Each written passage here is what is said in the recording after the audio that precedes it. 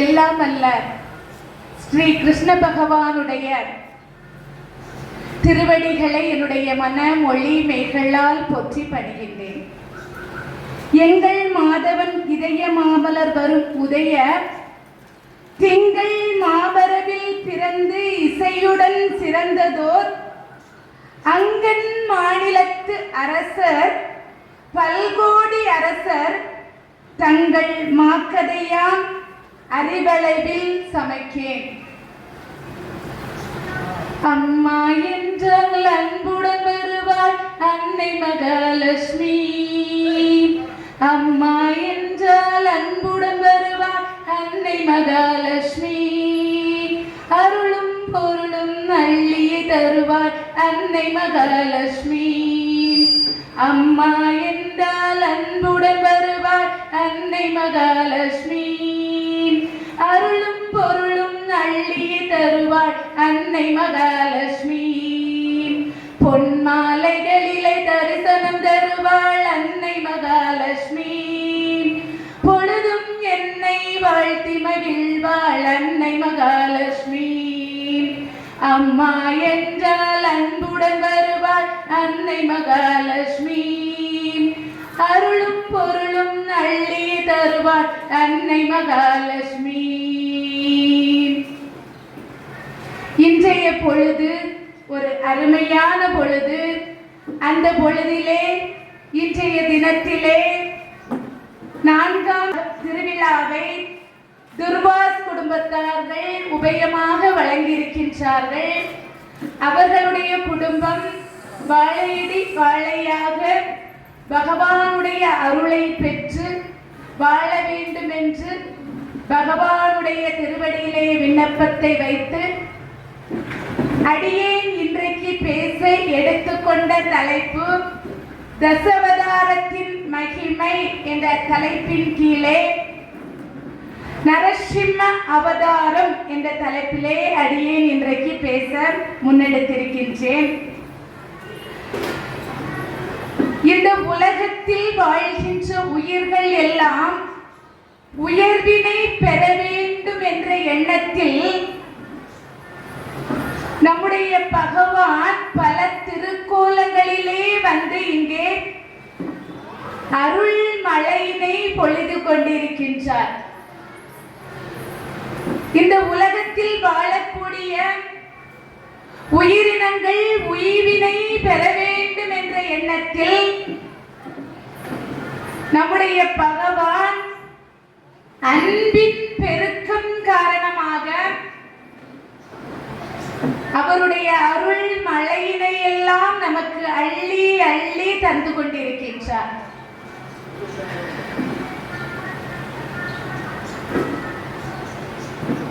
ஒரு இரும்பு துண்டை நாம் எடுத்துக்கொண்டோம் என்று சொன்னால் அந்த இரும்பு துண்டை சம்பட்டியால் அடிக்கின்ற பொழுது அந்த இரும்பு துண்டானது துண்டு துண்டாக மாறிவிடும்.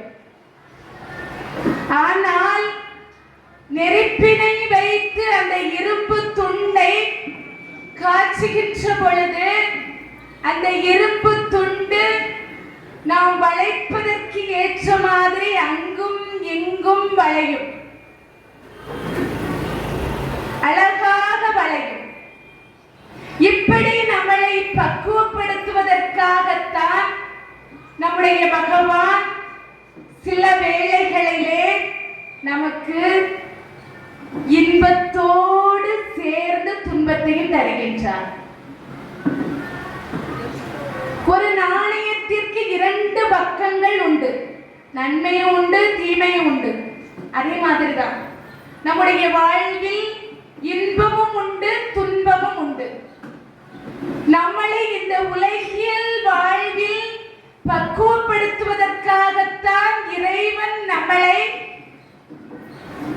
நம்மளுக்கு இன்பத்தையும் துன்பத்தையும் சரிசமமாக கொடுக்கின்றார். இனிப்பை எடுத்து உட்கொள்கின்றோம். ஒரு அளவுக்கு மேலே அந்த இனிப்பை நாம் உட்கொண்டோம் என்று சொன்னால் அது நமக்கு திகட்டிவிடும். ஆகவே பகவான் நமக்கு இன்பத்தை மட்டும் தந்து கொண்டிருந்தால் இன்பமானது நமக்கு திகட்டிவிடும். ஆகவே இன்பத்தோடு சேர்ந்து கொஞ்சம் துன்பத்தையும் தருகின்றார். இந்த உலகியல் வாழ்வோடு நம்மளை ஒத்து வாழ்வதற்காக பக்குவப்படுத்துகின்றார் என்றுதான் நாம் நினைத்துக் கொள்ள வேண்டும். சிலர் பார்த்தீங்கன்னா நல்ல கடவுளை வணங்குவாங்க, பகவானை வணங்குவார்கள். ஏதாவது ஒரு கஷ்டம் என்று சொன்னால் இத்தனை காலம் இந்த பகவானை வணங்கி என்ன பிரயோஜனம் இருக்கின்றது என்று சொல்லி வருத்தப்படுவார்கள். நம்மளை இறைவன் துன்பத்திற்கு ஆட்படுத்துகின்ற பொழுது பக்குவப்படுத்துகின்றான். அவனுடைய திருவடிக்கு நாம் போவதற்கு நம்மளை பக்குவப்படுத்துகின்றான் என்றுதான் நாம் எண்ண வேண்டும். துன்பம் கொடுத்து விட்டான் என்று சொல்லி இறைவனை நாம் வணங்காது போகக்கூடாது. இறைவனை நாம் மனதார பக்தி பெருக்கத்தோடு ஆழ்ந்த நம்பிக்கையோடு நாம் வணங்குகின்ற பொழுது இறைவன் நமக்கு பலவிதமான அருள்களை எல்லாம் அள்ளி அள்ளி கொடுப்பார். அந்த வகையிலே இறைவனுடைய கருணையினால் 3 நாட்கள் நிறைவடைந்து 4வது நாளாக தசவதாரத்தின் மகிமை என்ற தலைப்பின் கீழே நரசிம்ம அவதாரத்தை பற்றி அடியேன் இன்றைக்கு பேச முன்னெடுத்திருக்கின்றேன். நரசிம்ம அவதாரம் என்று எடுத்துக்கொண்டாலே சிறு குழந்தைகளுக்கெல்லாம் மிகவும் பிடித்த ஒரு அவதாரம் இந்த நரசிம்ம அவதாரம்.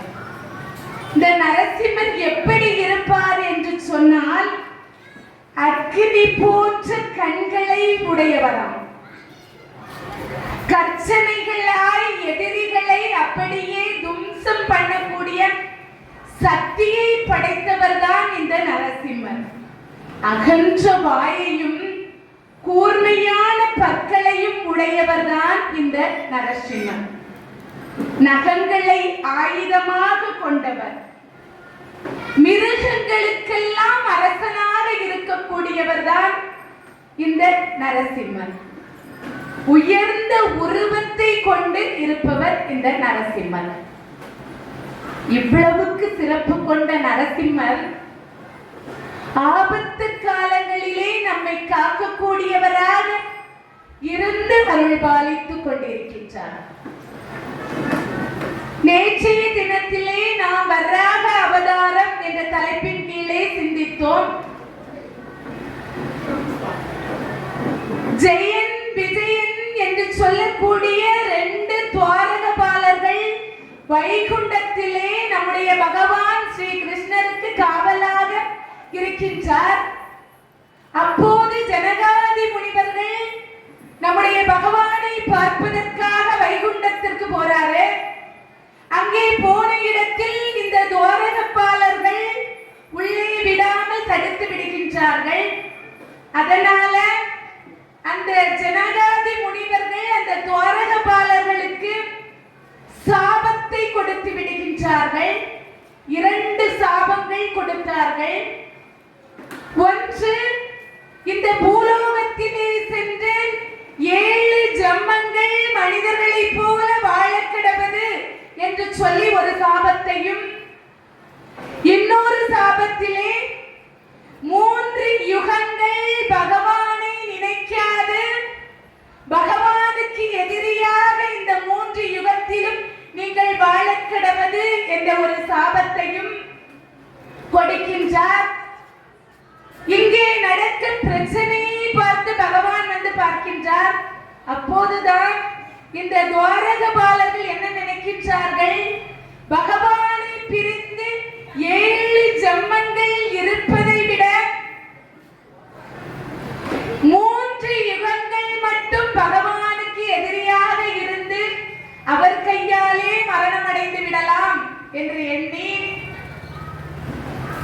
3 யுகங்களிலே சத்திய யுகத்திலே வந்து பிறக்கின்றார்கள். யாருக்கு பிறந்தார்கள் அப்படின்னா காஷ்யபருக்கும் திதிக்கும். இவர்கள் நல்ல முனி தம்பதிகள்.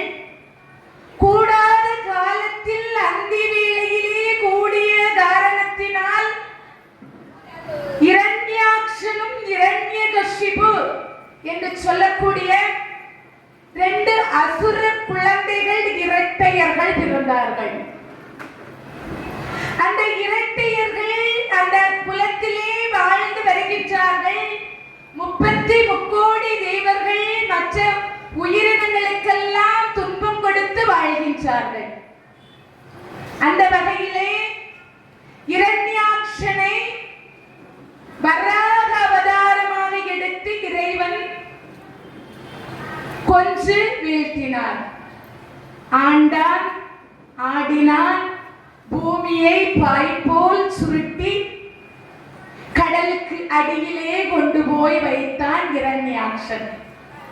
அவனுடைய சகோதரனான இரண்யகசிபு என்று சொல்லக்கூடியவன் பிரம்மதேவரை நோக்கி தவம் இருக்கின்றான். கடுமையான தவம்.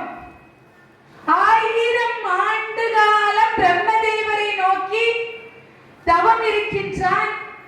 இவன் தவம் இருக்கின்ற காலங்களிலே இவனுடைய உடல் முழுவதும் வெப்பம் அப்படியே அனல் போல தாவி தாவி வருகின்றது.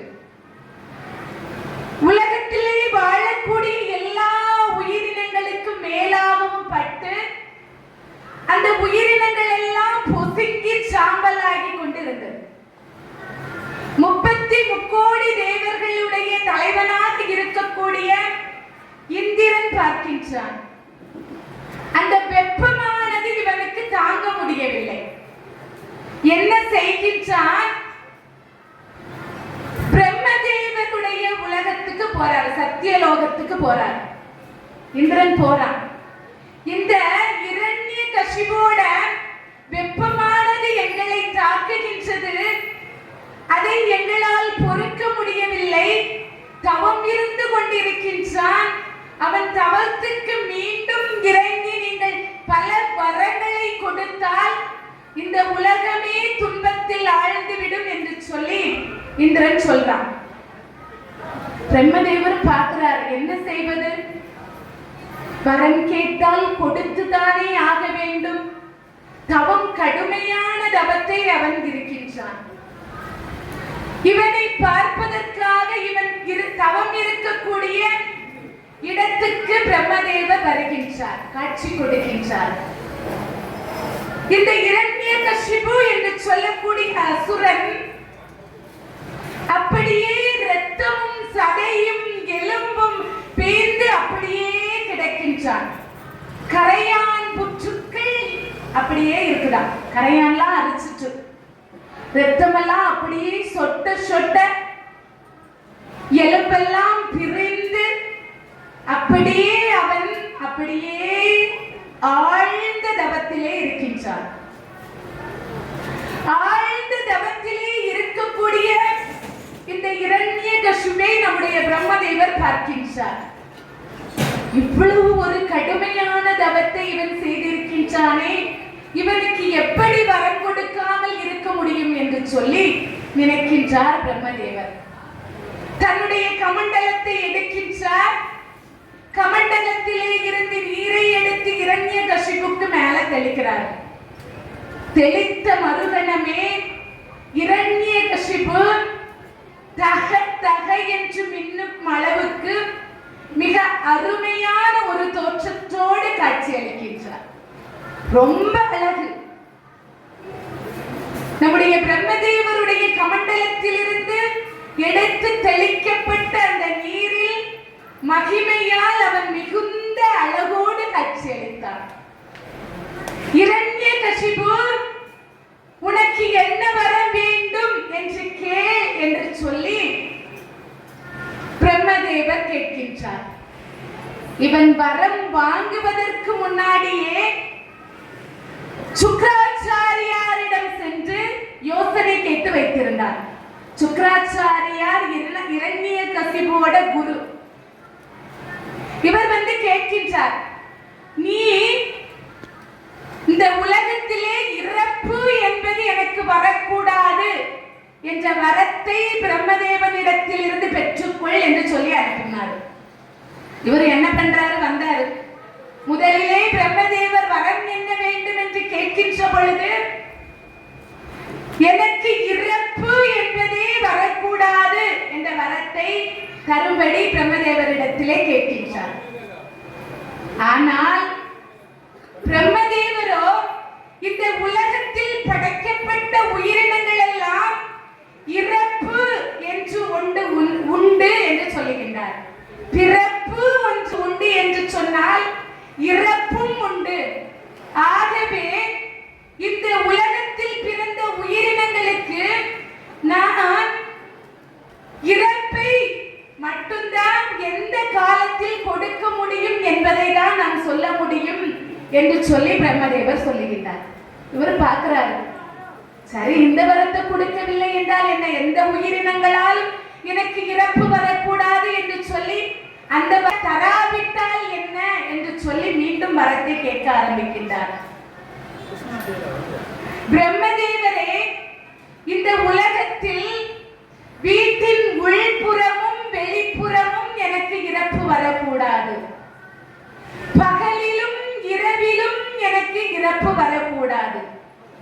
நீரிலும் நிலத்திலும் எனக்கு இறப்பு வரக்கூடாது. மண்ணிலோ விண்ணிலோ எனக்கு இறப்பு வரக்கூடாது. அந்தரத்திலோ பூமியிலோ எனக்கு இறப்பு வரக்கூடாது. எந்த ஆயுதத்தாலும் எனக்கு இறப்பு வரக்கூடாது என்ற வரத்தை கேட்கின்றார். சரின்னு சொன்னாரு. மீண்டும் எனக்கு ஒரு வரத்தை கொடுக்க வேண்டும், இந்த உலகையும் நான் ஆள வேண்டும் என்கின்ற வரத்தையும் நீர் எனக்கு கொடுக்க வேண்டும் என்று சொல்லி பிரம்மதேவரிடத்திலே வரத்தை பெற்றுக் கொள்கின்றான் இந்த இரண்யகசிபு.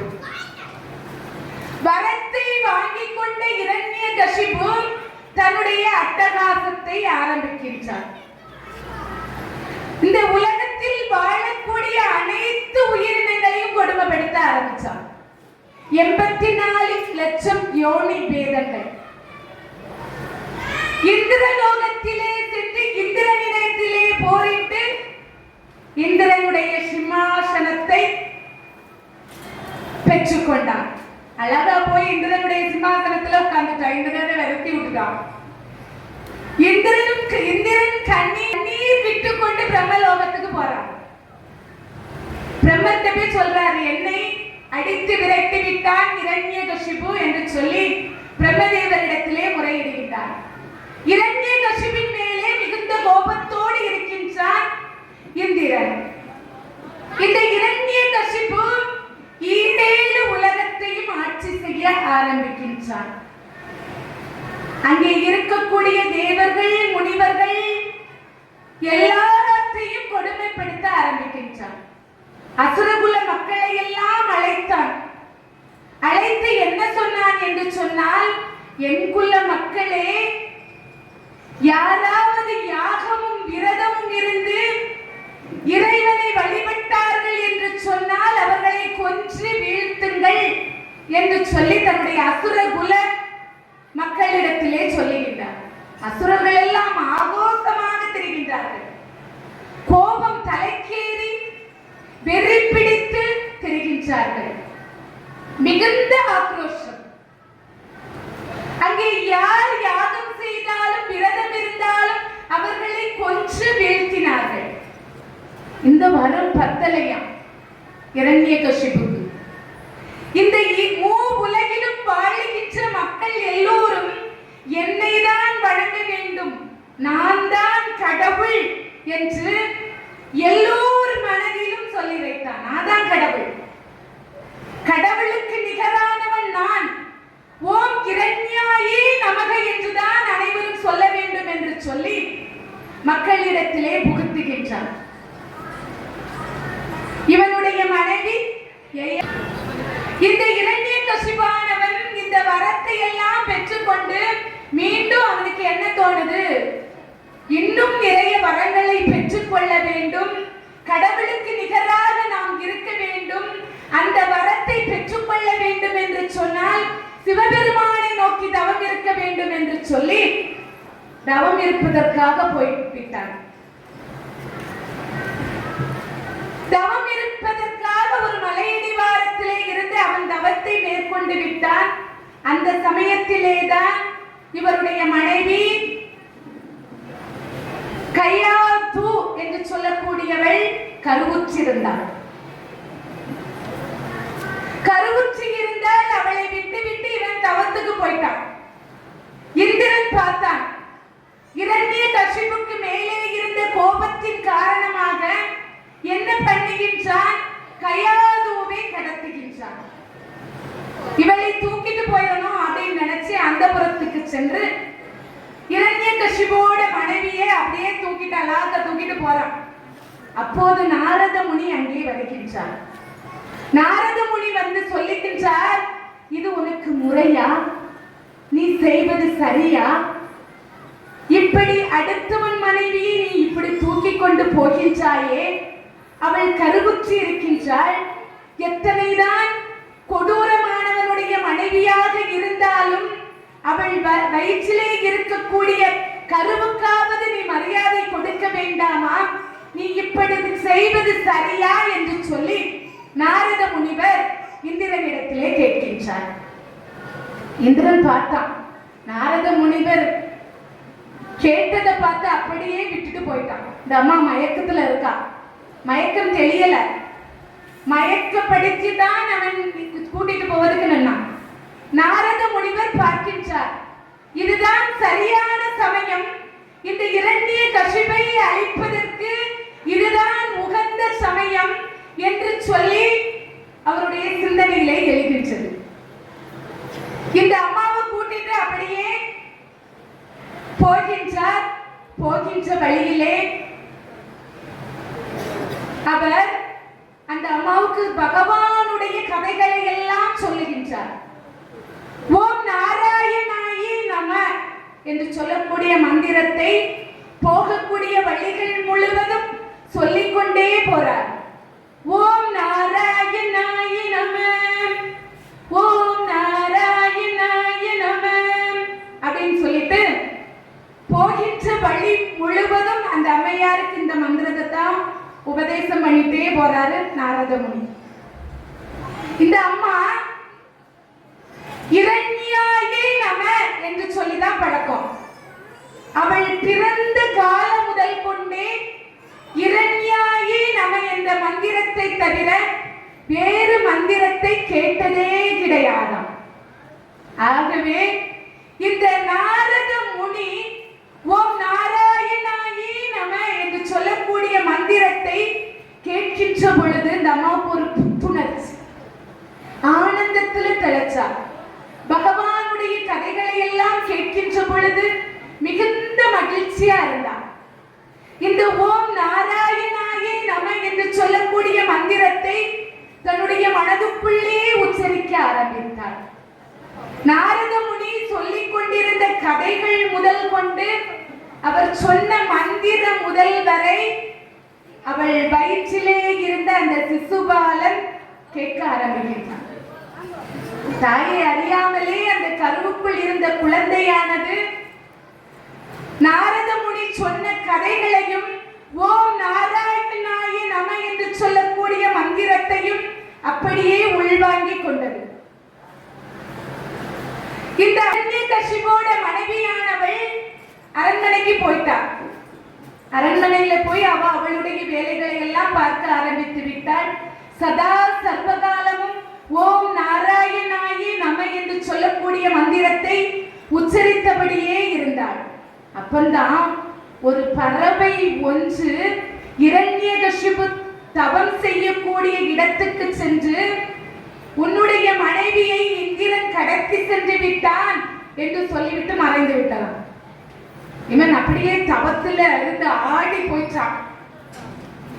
அவனுக்கு அவனுடைய மகன்தான் ரொம்ப உயர்வாக இருந்தான். தனக்கு பிள்ளை பிறக்க போகின்றது என்ற எண்ணத்திலே ரொம்ப மகிழ்ச்சியா இருந்தான்.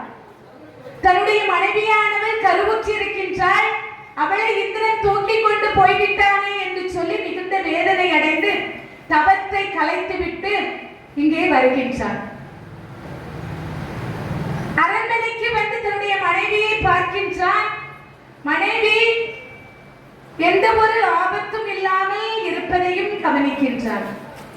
அந்த கையாது என்று சொல்லக்கூடியவளுக்கு குழந்தையும் பிறக்கின்றது. அந்த குழந்தையை அள்ளி எடுத்து அந்த குழந்தைக்கு பிரகலாதன் என்ற திருப்பெயரை இட்டு நாளொரு மேனியும் பொழுதொரு வண்ணமுமாக இந்த பிரகலாதன் வளர்ந்து வருகின்றான். நல்ல அறிவு, நல்ல ஞானம். ஆனா சதா சர்வகாலமும் நம்முடைய நாராயணரையே நினைத்துக் கொண்டிருந்தார். ஒரு நாள் பிள்ளை பாசத்தோடு இரண்யகசிபு தன்னோட மகனை அழைத்து மடியில உட்கார வைக்கிறார். உட்கார வச்சு, மகனே, இந்த மூன்று உலகுக்கும் கடவுள் யார் என்று சொல்லி கேட்கின்றார். இவன் சற்று கூட யோசிக்கவில்லை. இந்த அகில உலகத்திற்கும் கடவுளாக இருப்பது நம்முடைய ஸ்ரீ பகவான் தான் என்று சொல்லுகின்றான். நம்முடைய நாராயணர் தான் என்று சொல்லுகின்றான். ஆடி போயிட்டான். காதுல கேட்டவுடனே ஆடி போயிட்டான். ஏனென்றால் இரண்யகசிபு இந்த மூன்று உலகுக்கும் கடவுள் நான் தான், இந்த கடவுளுக்கு நிகரானவன் நான் தான் என்று சொல்லி வாழ்ந்து கொண்டிருக்கின்றான். எல்லாத்தையும் கொடுமைப்படுத்தி தன்னை வணங்க வச்சான். அவனுடைய மகன் பிரகலாதன் இந்த அகில உலகத்திற்கும் கடவுள் யார் என்று கேட்கின்ற பொழுது அந்த நாராயணர் தான் என்று சொல்லுகின்றான். ஆடி அசந்து போயிட்டான். என்ன செய்வதுனே தெரியல. மகன் மேல் அவ்வளவு உயிராக இருக்கின்றான். சின்ன பிள்ளைதானே, தெரியாமல் சொல்லிவிட்டான் என்று நினைத்தான். உரிய பருவம் வருகின்றது. பிரகலாதனை சுக்கராச்சாரியாரிடத்திலே கொண்டு கல்வி பயிலுவதற்காக போய் கூட்டிட்டு போறாங்க. அங்கே போய் கொண்டு விட்டுட்டு வந்தாச்சு. சுக்கராச்சாரியார் கல்வி கற்றுக் கொடுத்துக் கொண்டிருக்கின்றார். ஓம் இரண்யாயே நம என்று சொல்லிதான் முதல்ல ஆரம்பிப்பாங்க. ஏன்னா அவன் தான் கடவுளா வாழ்ந்துட்டு இருக்கான், இரண்யகசிபு. ஓம் இரண்யாயே நம என்று சொல்லுகின்ற பொழுது பிரகலாதன் ஓம் நாராயணாயே நம என்று சொல்லுகின்றான். சுக்கராச்சாரியார் பார்க்கின்றார், இவன் ஏன் இப்படி சொல்லுகின்றான்? இந்த உலகத்திற்கும் கடவுள் இவனுடைய தந்தை தானே. இவனுடைய தந்தையின் நாமத்தை சொல்லாமல் இவன் நாராயணாயே நம என்று சொல்லுகின்றானே, இது என்ன கொடுமையடா என்று அவரும் ஆடி போய்விட்டார். கொஞ்ச நாள் போச்சு. குருகுலத்திலே கல்வி கற்கின்ற மாணாக்கர்கள் எல்லாம் ஓம் நாராயணாயே நம என்று சொல்லக்கூடிய மந்திரத்தையே சொல்லிட்டு இருந்தான்.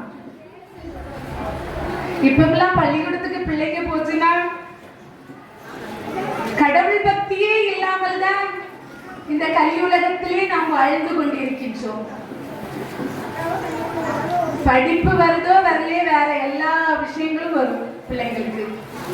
அப்படிதான் வாழ்ந்துட்டு இருக்காங்க. நம்ம பிரகலாதன் குருகுலத்தில் படித்துக் கொண்டிருக்கின்ற பொழுது அங்கே இருக்கக்கூடிய மாணவர்களுக்கெல்லாம் நம்முடைய பகவானுடைய நாமத்தை எல்லாம் சொல்லி கொடுக்கின்றார். கொஞ்சம் கொஞ்சமாக அங்க இருக்கக்கூடிய மாணவர்களை எல்லாம் மாற்றிட்டே இருக்கிறார். இந்த விஷயமானது சுக்கராச்சாரியாருக்கு தெரிஞ்சிச்சு. ஒரு நாள் இந்த இரண்யகசிபு என்ன பண்றான், தன்னுடைய பிள்ளை எப்படி படிக்குது அப்படின்னு சொல்லிட்டு குருகுலத்துல போய் பார்க்கலாம் அப்படின்னு சொல்லிட்டு போறார். அங்கே போனா அங்கே இருக்கக்கூடிய பிள்ளைகளை எல்லாம் கூட்டி வைத்து விட்டு ஓம் நாராயணாய நமக, ஓம் நாராயணாய நமக, ஓம் நாராயணாய நமக என்று சொல்லக்கூடிய மந்திரத்தை சொல்லிக் கொடுத்துட்டு இருக்காரு. பார்க்கிறான். சுக்கராச்சாரியாரை அழைக்கின்றான். பிள்ளைக்கு என்ன சொல்லிக் கொடுத்திருக்கின்றான்? ஓ இரண்யாயே நமக என்றுதானே சொல்ல வேண்டும், நீ இப்படி சொல்லிக் கொடுத்திருக்கின்றாயே என்று சொல்லி இரண்யகசிபு சுக்கராச்சாரியாரிடத்திலே கேட்கின்றான். உங்களுடைய பிள்ளை இங்கே வந்த காலம் முதலே ஓம் நாராயணாயே நம என்றுதான் சொல்லிக் கொண்டிருக்கின்றான். எவ்வளவோ நான் அவனை அடித்து பார்த்தாச்சு, எவ்வளவோ நான் துன்பப்படுத்தி பார்த்தாச்சு. ஆனால் அவன் எதுவுமே கேட்பதாக இல்லை என்று சொல்லுகின்றான். எப்படியாவது இவனை மாற்ற வேண்டும் என்று சொல்லி முயலுகின்றார்கள், முடியல. சாம வேத தண்டம் என்று சொல்லக்கூடிய 3 இந்த சிறு பாலகனாக இருக்க பிரகலாதன் மீது செலுத்துகின்றார்கள். என்ன அப்படின்னு பாத்தீங்கன்னா, இந்த பிரகலாதனை கூட்டிட்டு போய் மலை உச்சியில் இருந்து கீழே தள்ளி விடுங்கள் என்று சொல்லுகின்றார்கள். அததான் சொல்றாங்க, சாம மலை உச்சியில் இருந்து இந்த பிள்ளையை நீங்க தள்ளி விடுங்க, அவன் அங்கே இறந்து மடியட்டும் அப்படின்னு சொல்லி அங்கே இருந்த அசுரர் கூட்டத்திடம் சொல்லியாச்சு. பிரகலாதனை அழைத்துக் கொண்டு மலை உச்சியிலிருந்து அவனை கீழே தள்ளுகின்றார்கள்.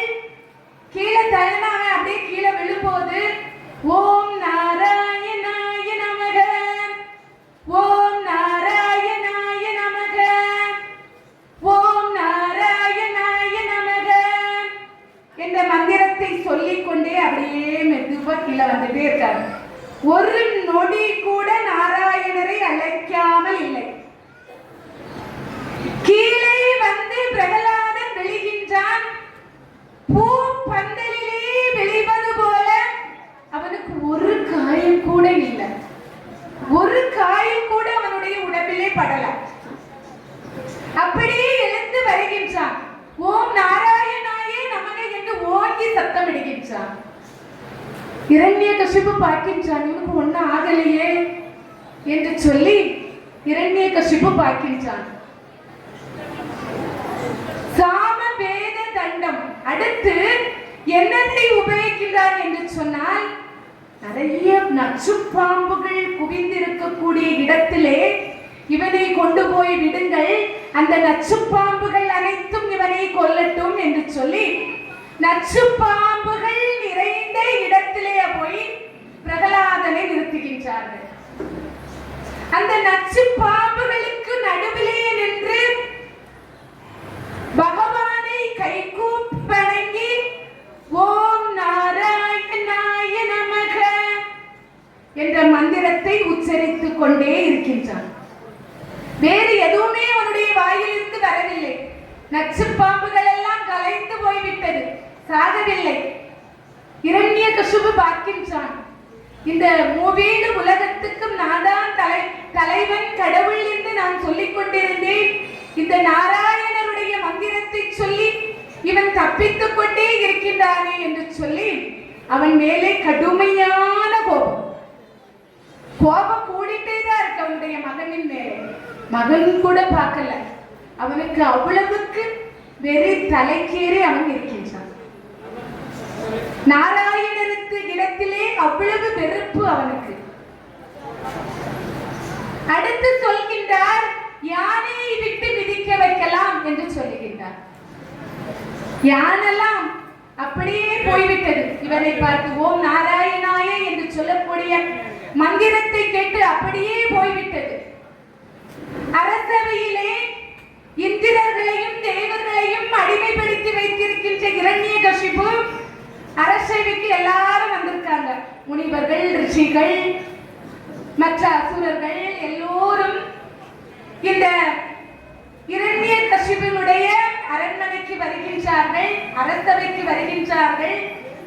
வந்து அங்கே பிரகலாதனை ஒரு குற்றவாளியை போல நிறுத்தி வைத்திருக்கின்றார். அவன் அப்படியே நிற்கிறான். பாவம், சின்ன பிள்ளை என்ன செய்வான்? அவன் என்ன பாவம் செஞ்சான்? நாரத முனி செய்த வித்தை. அவன் வயிற்றுக்குள் இருக்கும் போதே ஓம் நாராயணாய நம, ஓம் நாராயணாய நம என்று சொல்லக்கூடிய மந்திரத்தை அவனுக்கு சொல்லிக் கொடுத்து விட்டு போயிருந்தார். ஆகவே அவன் கருவில் இருக்கும் போதே அவன் முதலாக கேட்டு படித்த ஒரு மந்திரம் என்று சொன்னால் அது ஓம் நாராயணாயே நம என்று சொல்லக்கூடிய மந்திரம் தான். அவன் மாறுவானாம். நாராயணருக்கு தீவிர பக்தனாகிவிட்டான். அவனுடைய தந்தையோ நாராயணரை கொன்றே தீருவேன் என்று சொல்லி அலைகின்றார். அவனுக்கு நிகரானவன் நான் என்று சொல்லி தெரியக்கூடியவன். எல்லோரும் அரசவையிலே வீற்றிருக்கின்றார்கள். அரசவையிலே பிரகலாதனும் இருக்கின்றார்கள். அவன் அந்த அரியாசனத்திலே இரண்யகசிபு இருக்கின்றான். நீ ஓம் இரண்யாயே நம என்று சொன்னால் உன்னை நான் விட்டு விடுவேன் என்று சொல்லி இரண்யகசிபு சொல்றான். இவன் கேட்பதாவே இல்லை. ஓம் நாராயணாயே நம என்றுதான் சொல்றான்.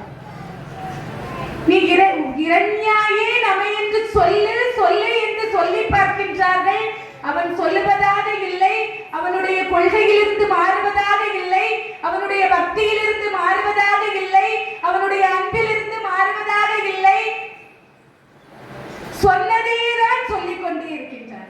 சொன்னதை சொல்லுமா கிளிப்பிள்ளை அப்படின்னு சொல்லுவாங்க. அது ஏற்கனவே நாரத முனி சொல்லி கொடுத்துட்டு போயிட்டாரு. அதை இந்த பிள்ளை சொல்லிட்டு இருக்கு. சொன்னதை சொல்லுமான் கிளிப்பிள்ளை என்பதற்கிணங்க நம்முடைய பிரகலாதன் நாராயணருடைய மந்திரத்தையே உச்சரித்துக் கொண்டிருக்கின்றான். ஒரு கட்டத்துக்கு மேல இரண்யகசிபுக்கு தாங்க முடியல. என்ன பண்றாரு? அங்கே இருந்து ஆசனத்திலே இருந்து கதாயுதத்தை எடுத்துட்டு வர்றாரு. உன்னை நான் என்ன செய்கின்றேன் பார், உன்னுடைய நாராயணர் எங்கே இருக்கின்றார் என்று சொல்லு என்று சொல்லி கேட்கின்றார். இந்த தூணில் இருக்கின்றாரா என்று சொல்லி கேட்கின்றான். பிரகலாதன் பார்க்கின்றான்.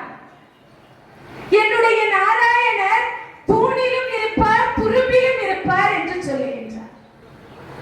அவர் இந்த அகில உலகத்தில் எங்கும் நிறைந்திருப்பவர். அவர் இந்த தூணுக்குள்ளே மட்டும்தான் இருக்கின்றார் என்று சொல்ல முடியாது. எல்லா இடத்திலும் நிறைந்திருப்பவர் என்று சொல்லி தன்னுடைய தகப்பனாரிடத்திலே சொல்லுகின்றார். இந்த தூணுக்குள்ளே இருக்கின்றானா, உண்மையாகத்தான் நீ சொல்லுகின்றாயா என்று சொல்லி கேட்கின்றார். ஆமா, உண்மைதான். இந்த தூணுக்குள்ளே தான் என்னுடைய நாராயணர் இருக்கின்றார் என்று சொன்னவுடன் இரண்யகசிபு என்ன செய்கின்றான் என்று சொன்னால், தன்னுடைய கையிலே கதாயுதத்தை வைத்திருக்கின்றான். இந்த தூணுக்குள்ளே இல்லை என்று சொன்னால் நான் உன்னை என்ன செய்கின்றேன் என்று பார் என்று சொல்லிக்கொண்டு கதாயுதத்தை எடுக்கின்றான். அவன் அந்த தூணை கட்டுகின்ற பொழுது கல்லும் மண்ணும் மணலும் வைத்துதான் கட்டினான். அதுக்குள்ள எதுவுமே கிடையாது. அவன் பார்த்து பார்த்து கட்டிய அரண்மனை. கதாயுதத்தை எடுக்கின்றான். நீ சொல்வது உண்மை இல்லை என்றால் உன்னையே நான் அழிப்பேன் என்று சொல்லிவிட்டு கதாயுதத்தால் ஆக்ரோஷமாக அந்த தூணை பிளக்கின்றான். தூண் இரண்டாக அப்படியே பிளந்து அப்படியே வீழ்கின்றது. அங்கே நரசிம்ம அவதாரத்திலே நம்முடைய பகவான் சிங்க முகத்தோடு மனித உடலோடு கர்சித்துக் கொண்டு கைகளிலே மிகுந்த நகங்களோடு வாய்களிலே மிகுந்த பற்களோடு அப்படியே கர்சித்துக் கொண்டு கோபத்தோடு வருகின்றார். இரண்யகசிபு பார்க்கின்றான். பயந்து போய்விட்டான் அந்த உருவத்தை பார்த்து. அப்போதுதான் பிரம்மதேவரிடத்திலே அவன் வாங்கிய வரமானது அவனுக்கு ஞாபகம் வருகின்றது. இந்த உலகத்தில் எந்த உயிராலும் எனக்கு மரணம் நேரக்கூடாது என்று சொல்லி வரத்தை வாங்கியிருந்தான்.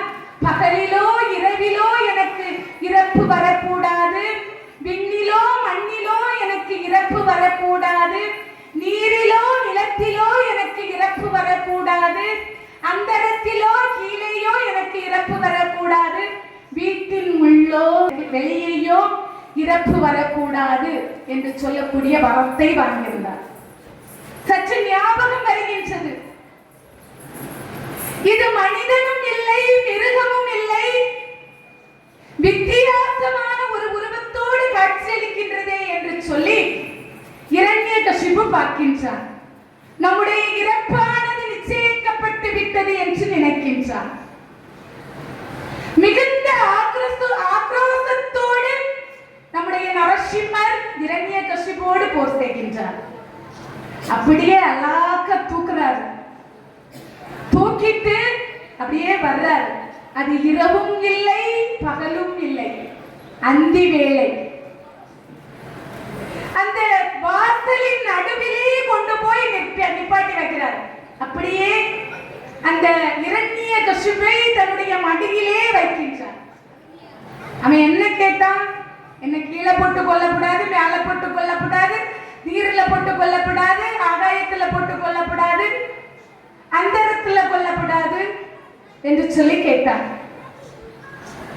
நம்முடைய பகவான் பார்த்தார், அவனை மடியிலே வைத்தார். அவன் அந்த வரத்தை கேட்கல, நல்லா போச்சு. மடியிலே வைத்து கோபத்தோடு நிற்கின்றார். அப்படி ஒரு கர்ஷனை, சிங்கம் எப்படி கர்ச்சிக்குமோ அப்படி பல மடங்கு கர்ச்சனையானது இருந்துச்சாம். சத்தம் போடுகின்றார். வெறி அப்படியே அவனை கொல்ல வேண்டும், துன்பத்தில் இருந்து மக்களை எல்லாம் காக்க வேண்டும் என்று அந்த நரசிம்மன் நினைச்சார். அவருடைய கைகளிலே நகமானது அப்படியே நீண்டு வளர்ந்து இருந்தது. மடியிலே வைத்து அப்படியே அவனுடைய இன்னொரு வரத்தையும் அவன் கேட்டிருந்தான். என்னுடைய ரத்தமானது கீழே விழக்கூடாது என்று சொல்லி அப்படியே அவனுடைய வயிறை கிழித்து அவனுடைய ரத்தத்தை அப்படியே குடித்து விடுகின்றார். ஒரு சொட்டு கூட கீழே விழலையே. நம்ம நரசிம்மர் இவனுடைய ரத்தத்தை குடித்து விட்டு அப்படியே அவருடைய வெறியானது அடங்காமல் அங்கும் இங்கும் அலைந்து கொண்டே இருக்கின்றார். இந்திரர்களும் தேவர்களும் பார்க்கின்றார்கள். இவருடைய ஆக்ரோஷத்தை அடக்க முடியவில்லை, வெறியை அடக்க முடியவில்லை. அப்போதுதான் பிரகலாதனிடத்திலே சொல்லுகின்றார்கள், உன்னால் மட்டும்தான் நரசிம்மரை சாந்தப்படுத்த முடியும். ஆகவே நீ சென்று அவரை சாந்தப்படுத்து என்று சொல்லி அனுப்புகின்றார். அவன் ரொம்ப தைரியமா போனான்.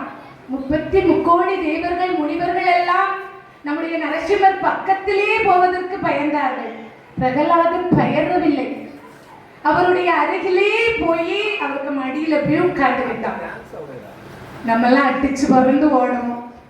இப்ப சிங்க முகத்தோடு மனித உடலோடு ஒரு உருவம் தோன்றுகின்றது என்று சொன்னால் நம்முடைய சிந்தனைக்கு பகவான் தான் வந்திருக்கின்றார் என்று தோணுமா?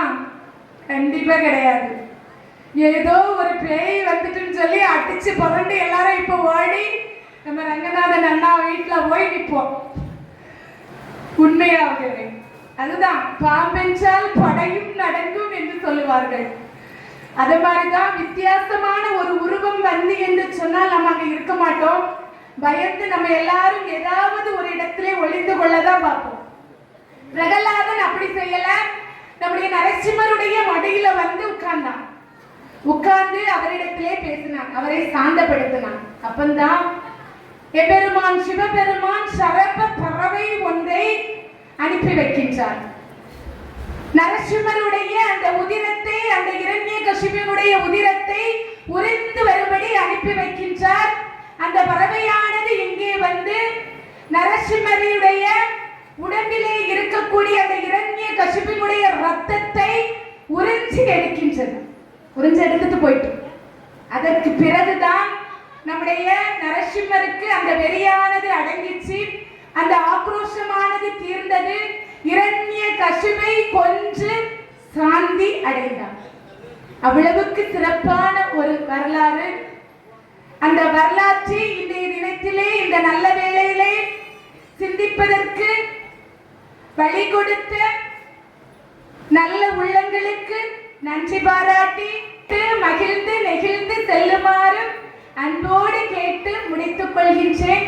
நன்றி, வணக்கம்.